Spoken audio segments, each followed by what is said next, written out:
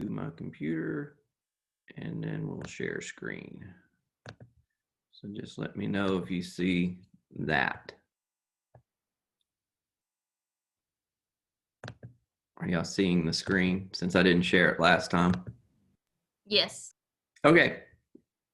So I think we're recording and we're sharing. So this is unit 3. So we have 2 more units of parasitology, and then we switch over to virology.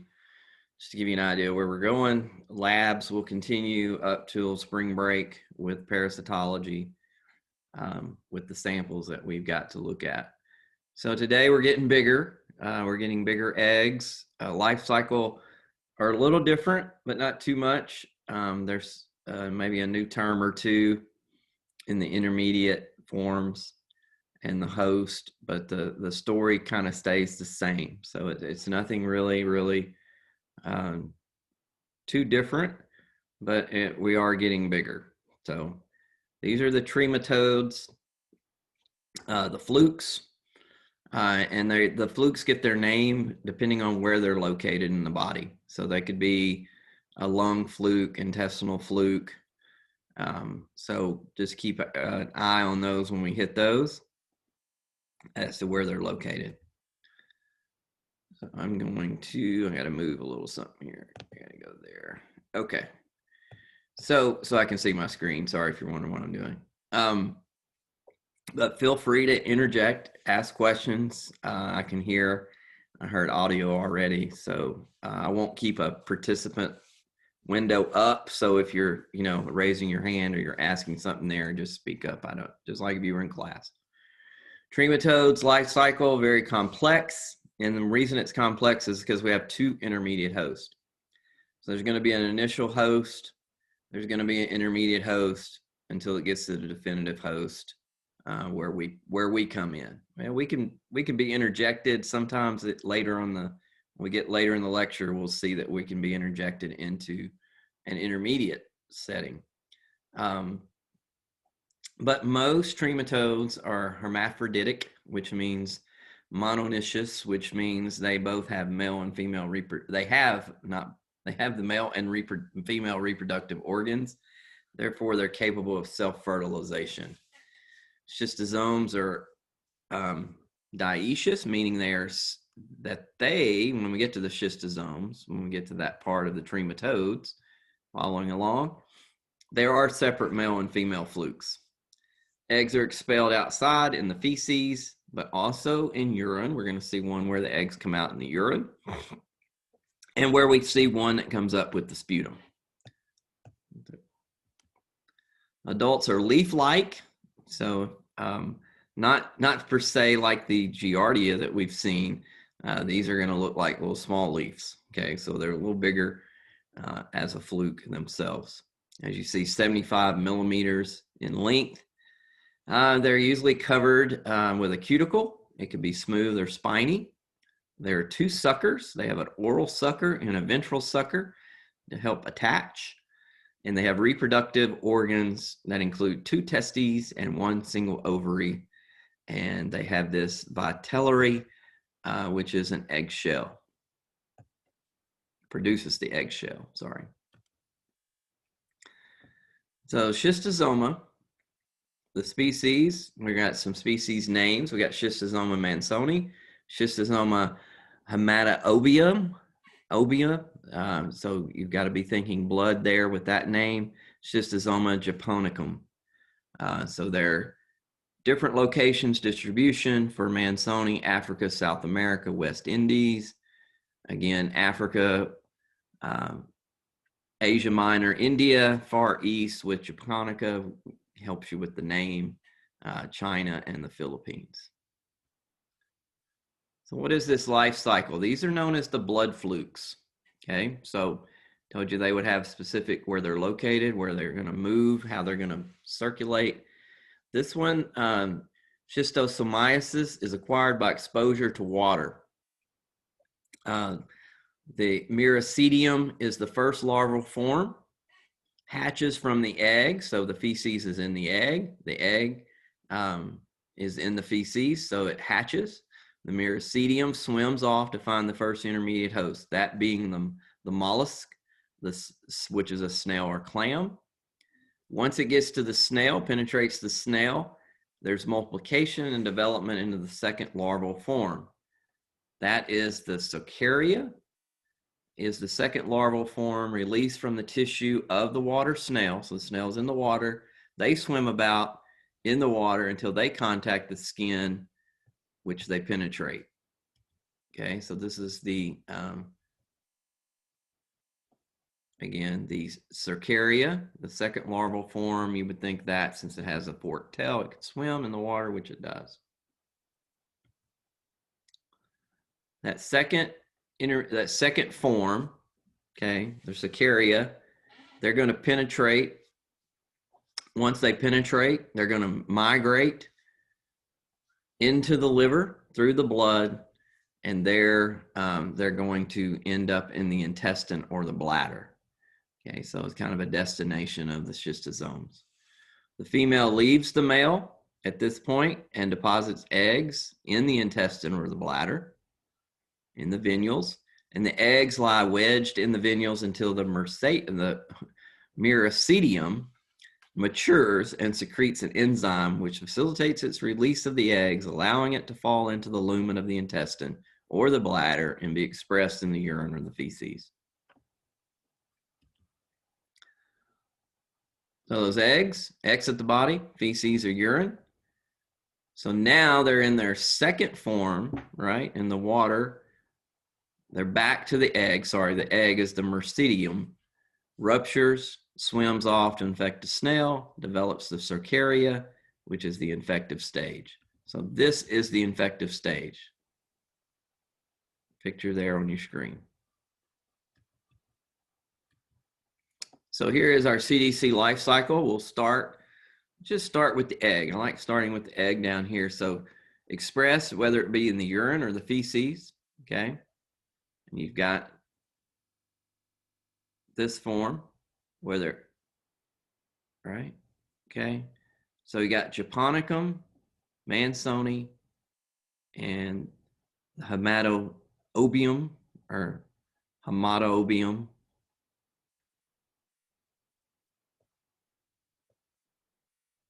So here is the egg, comes out here. So we got feces for Mansoni and Japonicum, and then we have the eggs hatch, which the myrcedium penetrates the snail. So the hatch here is releases the myrcedium, the first larval form. In the snail, it undergoes its, development into the Cercaria here. This is the infective stage. He's swimming and he penetrates the skin of the host. Once he's in, the Cercaria loses its tail. So it has a tail here. It loses that. So the head is here. Into the circulation, migrates through into the liver, matures into the adults. Okay, male, female leaves the male. We're going to talk about how it does that. The female does that. Going to leave, releases into the certain areas of the body to release its eggs. And then the eggs are out into the feces.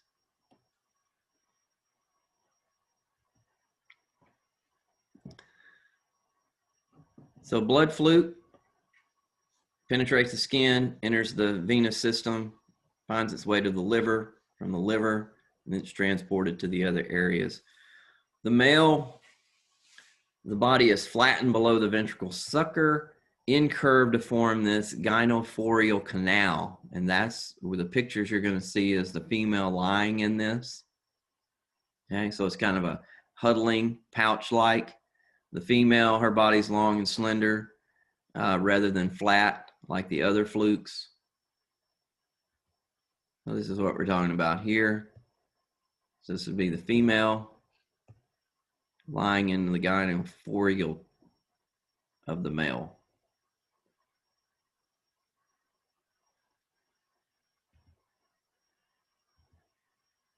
So let's take a look at each one. So we're going to start with Schistosoma mansoni. Here, the egg, the key to the egg, which is highlighted in yellow because we're going to see this in lab, is the large lateral spine. Okay, so they're going to have an egg, but they're going to have a big spine to them. You're going to see this. So here's the egg, here's the lateral spine. So these are going to be defined where the spine is located. Mansoni has it out to the lateral. We're going to see one off the end, and then we're going to see one without. So that's going to be the way we distinguish the three schistosome eggs. Lateral spine here.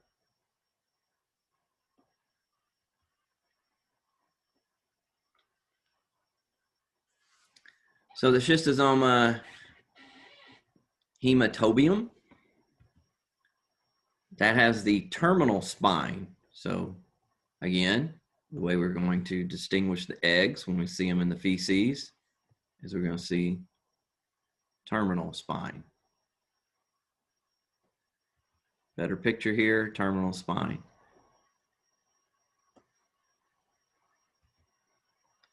The japonicum lacks a spine, okay? So the way we distinguish the three eggs from each other, also note the size difference, 85 microns, but no spine.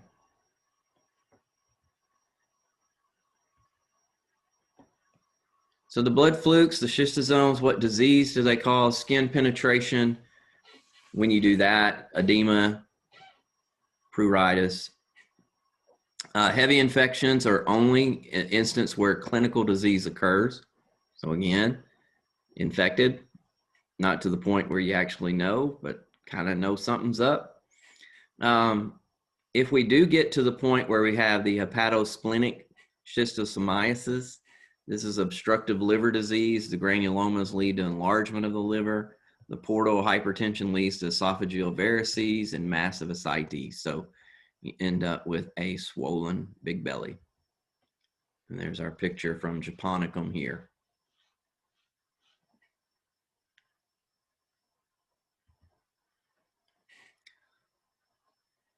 So intestinal schistosomiasis is from Mansoni and japonicum. Cramps, tenderness, bloody mucoid stools, and diarrhea. The urinary schistosomiasis is the hematobium, okay? Hematobium. Dysuria, polyuria, hematuria, all the good words you know that you're getting in urines and body fluids. So urinary schistosomiasis, little side note, plagued the inhabitants of Egypt and Nubia since the early, or at least 1500 BC, and now is recognized as a cause of bladder cancer and breast cancer in men. So that's a little side note, but as we say with side notes, sometimes that comes back as a question, just when you least expect it, with the hematobium. Get that right in a minute. So Mansoni, japonicum, intestinal, urinary.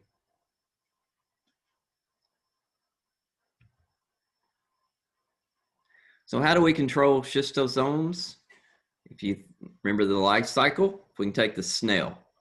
So if we can control the snail, we take out an intermediate host and we stop the development, and thus it doesn't get to the definitive host. So, you know, reducing that with drug administration, reduce the proportion of the population infected with disease by over 90% when you take the snail out. If you don't use snail control, you know, you can do other things, but you don't get the reduction in the cases. You get reduction, but not a huge reduction. So a couple of researchers, Sokolow and DeLeo from Stanford, pioneered a work to curb schistosomiasis, reintroducing a predator, okay, a prawn. And those that maybe not know they're prawns, it kind of looks like a big shrimp, okay, with some legs and some claws, and you introduce that, and it loves to eat snails. So if it eats the snails and reduces the snail population, then there's reduces the intermediate host. So in Senegal, they use this in reintroduction of prawn, which is a crustacean that loves to eat snails. They got fewer snails. They reduce the transmission of schistosome parasites to people. So how do we demonstrate it? Yay, right? If it was an intestinal fluke, right? Stool for Mansonia and japonicum.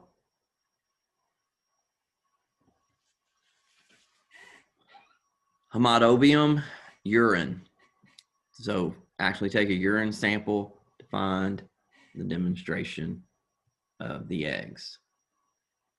Direct wet mount concentration, rectal biopsy for the intestinal, centrifuge urine, or bladder biopsy.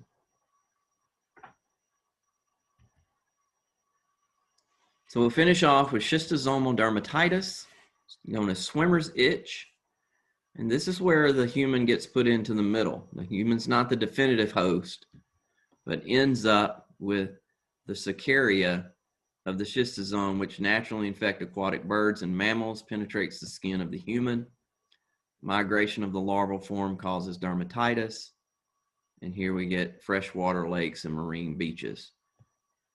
Okay, so this cercaria here with swimmer's itch that usually affects birds and mammals, we've gotten into the middle of that and ended up getting it on us or in us.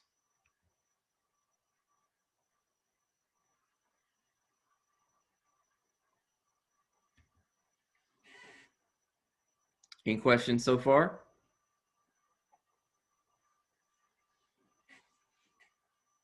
I'll take that as a no because I can't see anybody or hear anybody. So the intestinal flukes, here you remember the first one was the blood flukes, right? This is the intestinal fluke, so we're changing names and group. So Far East, China, Philippines, Vietnam, Thailand, Indonesia, Malaysia, and then Israel, Egypt, India, Spain, Russia for the intestinal flukes. The small intestine is the area. We have Fasciolopsis buski. We have heterophes, and we have Metagonimus Yokogawa for our names of the day. Okay, anybody else want to try those three? Not really. You doing it, or everybody's doing it with their mics off, right now? On mute, everybody's trying it. I like buski for the first one. Okay.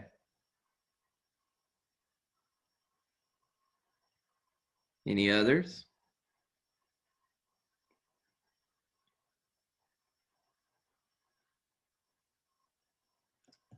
I think heterophi is a good one for the second. Heterophies. Okay. And I'm not even going to attempt the third. Oh, come on.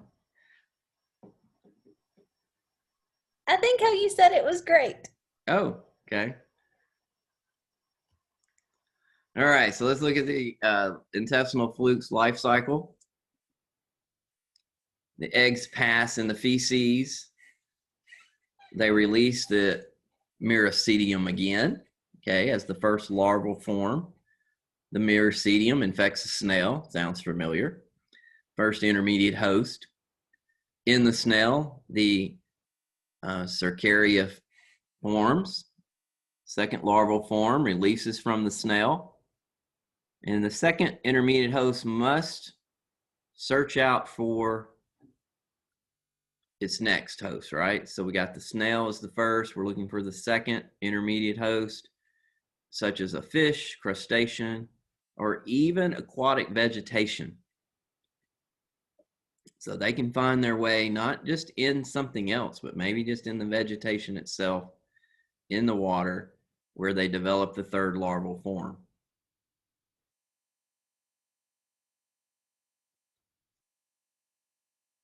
Okay, so this gives us an idea of our second intermediate host, and this is after the snail. Fasciolopsis Buski, right? We're going with buski. The Cercaria insist on the water vegetation. This is like bamboo shoots or water chestnuts. And the Metacercaria forms. And then when you eat the bamboo shoots or water chestnuts, you ingest the Metacercaria. Heterophyes, is that where we're going with that? I would do phi just because doesn't Phi? PH make an F noise? I don't know though. Heterophyes, I'm going with that. Heterophyes, and Metagonium, Gonamus, all right, Yokagawi. The Cercaria insist on the scales or within the flesh of fish. Then the Metacercaria forms. And when you ingest the fish raw or pickle, and you don't cook it, then you're infected with the infective stage, which is the Metacercaria. And we see that both ways with these two. The Metacercaria, the third larval form, is ingested by the vertebrate host, either by eating the vegetation or the fish undercooked. Therefore, the Metacercaria are the infective stage. Once you ingest the Metacercaria, if it's not killed, the adult flukes produce the egg. They become the adults. So here's our life cycle for Fasciolopsiasis from buski. So again, we start here with the feces. Unembryonated egg passed in the feces. Embryonated egg, so it develops in the water. The Myricidia hatch, and they penetrate the snail. So the snail is the first intermediate host. They develop into the Cercaria. They release from the snail. They become free swimming Cercaria. And here they end up again either in the vegetation or in the fish. Okay, so this on the water plant ingested by the human. So this is buski, so it's a water plant that could be eaten by yay, right, in the water, eating stuff, or us eating stuff. And then the Metacercaria comes into and forms the flukes in the small intestine. Good?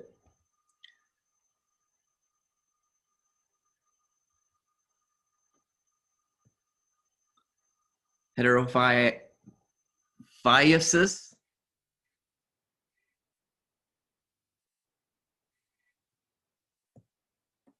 So here we start with embryonated egg, each with a fully developed myricidium are passed in the feces. Snail ingests the egg, so a little different here, right? And penetrate the snail's intestine, where the Cercaria forms and is released, ends up into the fish. The fish is eaten by a variety of different hosts. Okay, raw, undercooked, here we are. And then here's our adult fluke in the small intestine again. So diagnostic stage, feces here. Infective stage is the Metacercaria being ingested. So a couple of different life cycle looks with that different host, whether it be vegetation or fish.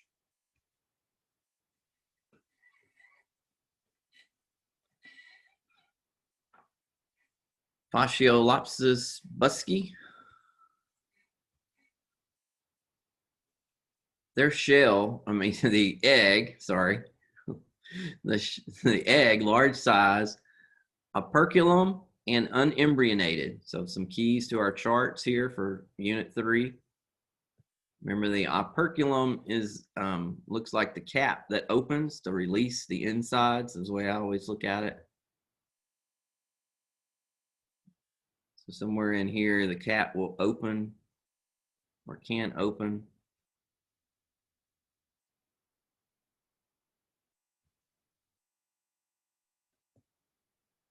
So which side would open? Looks like this one, but it could be here. Looks like it's here, or it could be.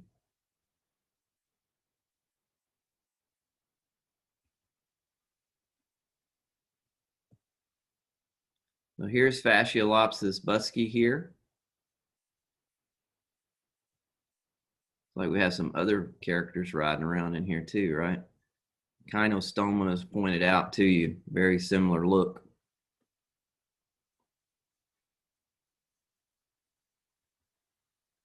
The Echinostoma.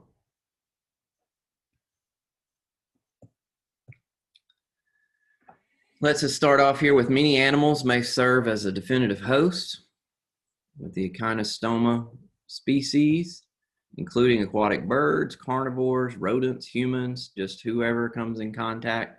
The unembryonated eggs are passed in the feces, develop in the water. The myristidium penetrates the first intermediate host, the snail. The cercaria insist as metacercaria within a second intermediate host. Other snails, clams, fish, tadpoles, the definitive host becomes infected after eating the infected second intermediate host. Southeast Asia distribution. How do we diagnose? The eggs are large. Careful measurements must be taken to avoid confusion with fasciola or fasciolopsis. They have an inconspicuous operculum and an apoperculum end is often thickened. Adults need for species level identification. So again, very similar between these two eggs.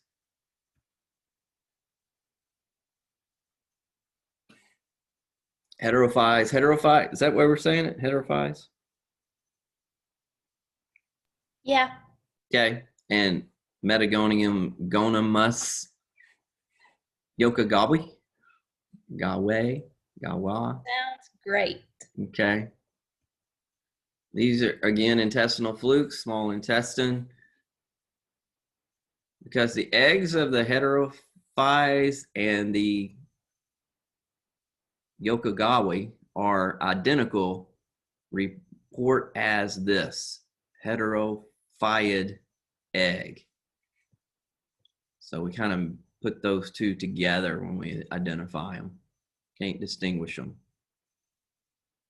One thing we can distinguish with this one is this opercular shoulder. So we're going to see this again, smaller.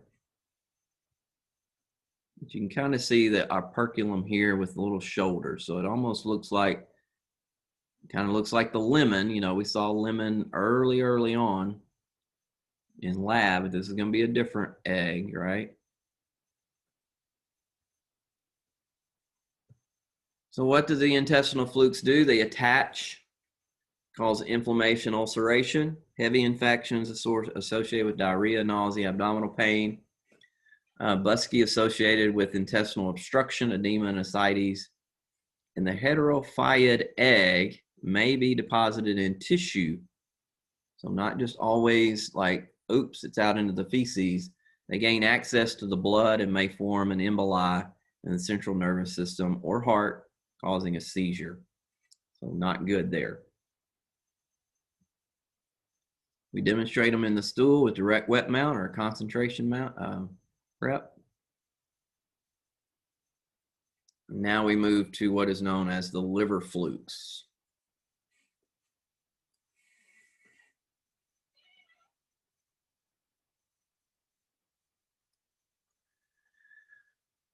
Clonorchus, sinensis, and Fasciola hepatica.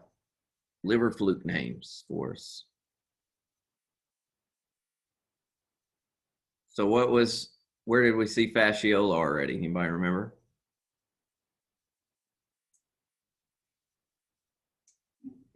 Wasn't that the dermatitis?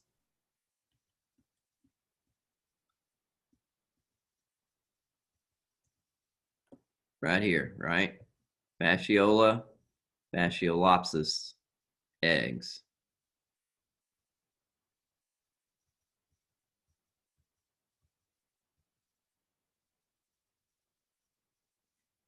Distribution, Clonorchus sinensis is far east, Fasciola hepatica more west, France, Algeria, Cuba, even Latin America, even.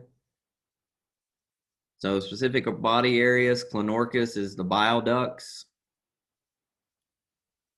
gallbladder, pancreatic duct, fasciola, bile ducts, and gallbladder. So liver flukes hanging around the liver with the bile.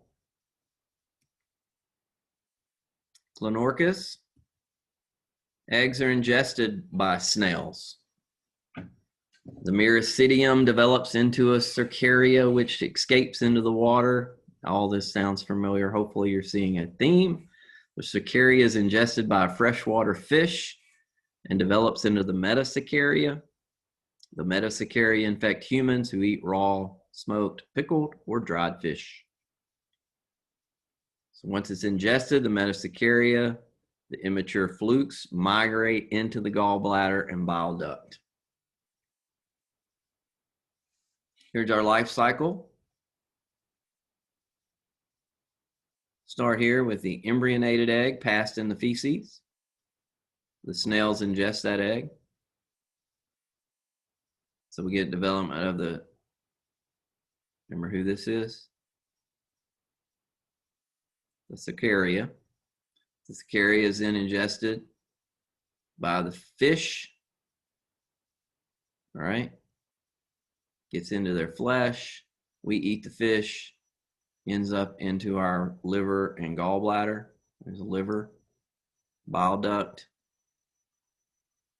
with the adult fluke.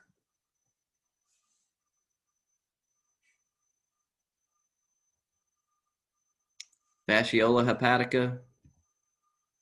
Eggs in the feces reach the water. The miracidium hatches from the egg and infects the snail. The cercaria insist on water plants. So we kind of have back to the water plants to become the metacercaria. The water plants are ingested.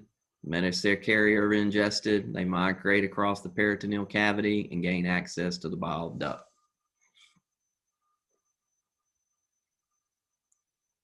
Morphology here. Clonorchus has a slender body, tapering ends.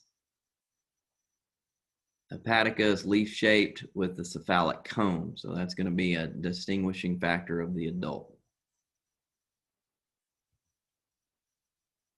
Again, just to remind you, Fasciola hepatica is indistinguishable from Fasciolopsis buski eggs.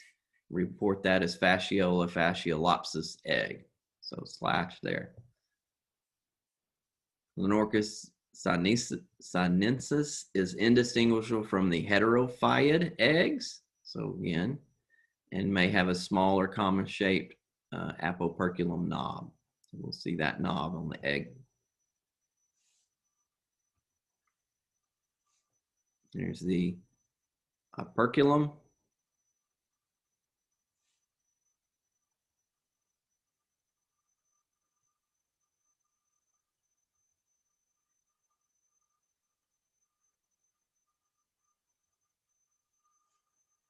Almost looks like a little knob there.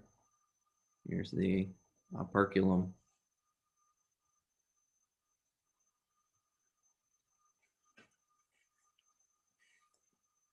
If you didn't know what a snail's shell looked like, there it is.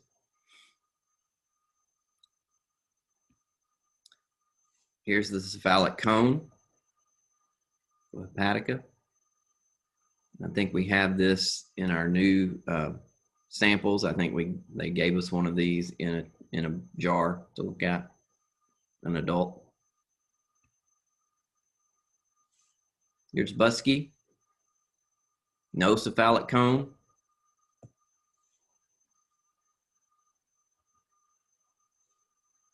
Here's the hepatica egg with the operculum open.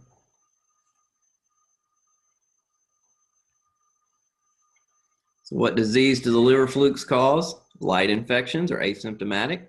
Heavy infections, fever, diarrhea, pain, anorexia, hepatomegalia for Clonorchus. Fasciola, light infections, biliary obstruction, of course. Makes sense. Adult flukes, there's mechanical irritation, toxicity, and obstruction. Where do we find them? We find them in our stool, direct wet mount.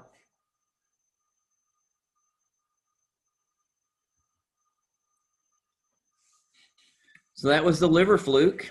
All right, we're almost there. Any questions? So hopefully you're seeing there are comparisons between where we're moving. We're moving through some of these, and we need to kind of remember the groups because we're going to see referred back when we say, oh, we can't distinguish the eggs, or maybe they're in the aquatic vegetation, or are they in the fish? So you'll need to know the intermediate host, which ones are which ones are common to each other. Makes for great multiple choice questions. Yes. All right. Paragonimus, westermani, lung fluke. So again, they get their name where they like to hang out. So we just went from the liver, now we're in the lung. The lung fluke distribution, there's Far East distribution, Pacific Islands, Southeast Asia, New Guinea. India, Africa, Central South America, Eastern, Midwestern United States. So here we are. Specific body area, cyst-like structures adjacent to the bronchi. So this may be one of those that pops up on chest x-ray. We see something curious, see something unusual, and we get some confusion, okay? So the life cycle, this is great for you. I know it's, eggs are coughed up, and they're coughed up into the sputum.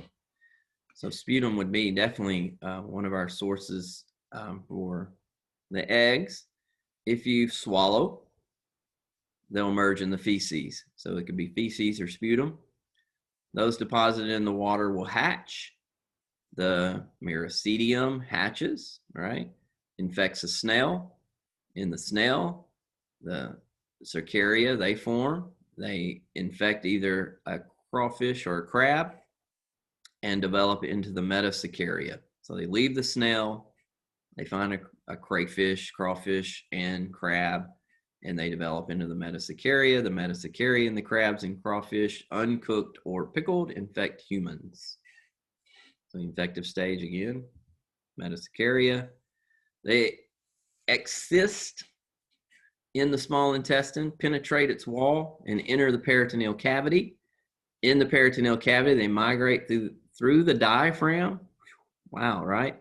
Into the pleura, into the lungs. So they're up in the thoracic cavity. The adults are surrounded by a cyst-like capsule, which ruptures, releasing the eggs into the bronchioles once it gets into the lungs, and they're coughed up. So here's our CDC Paragonimus from Paragonimus westermani.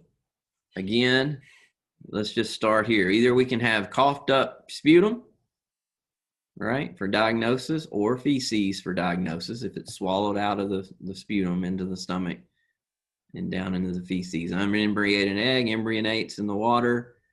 The miracidium hatch. They penetrate the snail. The snail, of course, this is kind of like our prawn here. Remember that person, the crawfish, the prawn? And then that's where the metacercaria forms. And then we either eat that shellfish, crawfish, prawn, and then it gets back into a definitive host. Definitive host busts out of the small intestine, goes through the diaphragm, into the pleural cavity, into the lung, eggs are there, coughed up, and we start all over again. So I think at this point, you're pretty familiar with gross life cycles, I would hope. But it's amazing how, life cycles, ends up this way where you have to get here, right? Miracidium needs to be here for it to continue on.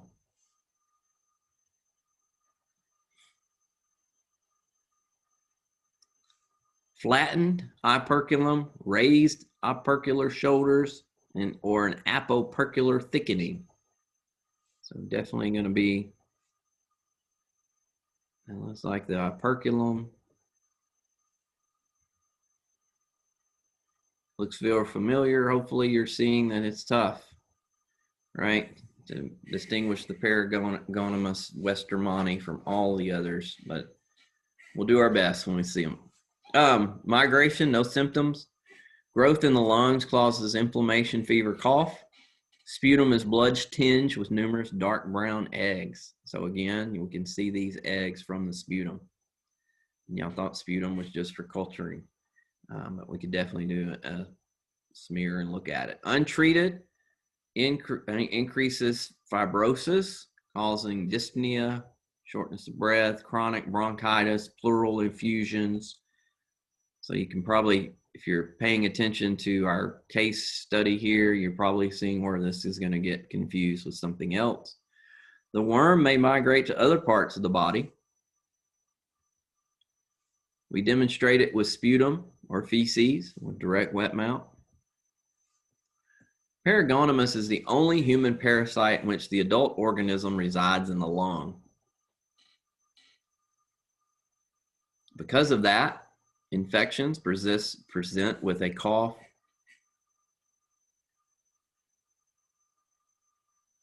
but this is where it's confused, right? Coughing up blood. Cavitary changes in the lung itself can be confused with tuberculosis.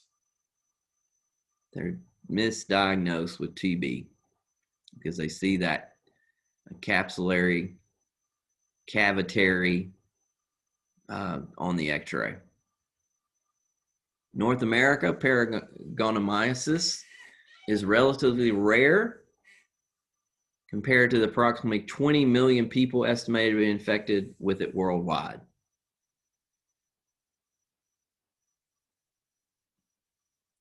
So we have a couple of species here, Calicotti and Mexicanus, giving us difference in our Paragonimus in the North America stage. So this is our infective stage. This is kind of a chart we use where we start with the schistosomes. Then we move to the heterophyes, the Metagonimus, the Clonorchus, Fasciola and Fasciolopsis, and then Paragonimus westermani there at the end. So the infective stage, differences here. With schistosomes, the cercaria penetrate the skin exposed to water. The heterophyes, Metagonimus, and the Clonorchus ingested of the metacercaria encysted in the fish. Fasciola, Fasciolopsis, ingestion of the metacercaria encysted on the water plants. And the Paragonimus westermani, the lung fluke, ingested of the metacercaria encysted in the crabs or crawfish.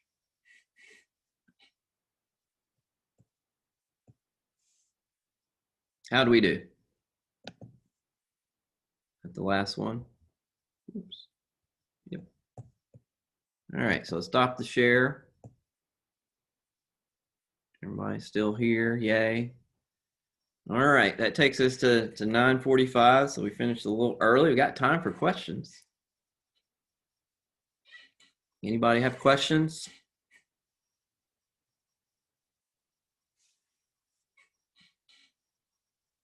I don't think so.